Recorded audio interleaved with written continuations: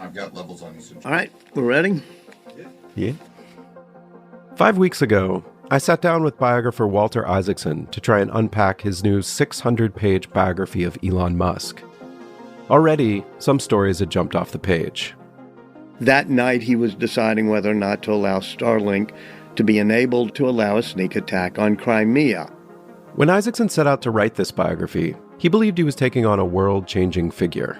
Musk turns to his security guard and says, "You got a pocket knife?" And he takes off the floorboard himself. He just pries it open. What he got was a subject who was also volatile, increasingly sowing chaos and conspiracy. I mean, I'm thinking it's idiotic to buy Twitter because he doesn't have a fingertip feel for social emotional networks. And so Isaacson did what he'd done with Steve Jobs and tried to capture it all through stories. And I said, I want to be by your side at all times. And I want for 2 years to have nothing off limits. In a very low monotone, he goes, okay. It allowed him to see up close, for better and worse, how Musk operates. Musk is probably the richest couch surfer ever. So he would stay with Larry Page, and they'd stay up all night. And Musk would talk about how we have to be careful of AI. And believe it or not, these fights caused them to quit speaking to each other. He'd see some calm on a factory line or at a launch pad, and he'd be unhappy. He'd say, I've got to stir things up. Getting to Mars doesn't excuse being a total but I want the reader to see it in action. And to examine, as Isaacson did, what gave Musk his boy wonder reputation in the first place.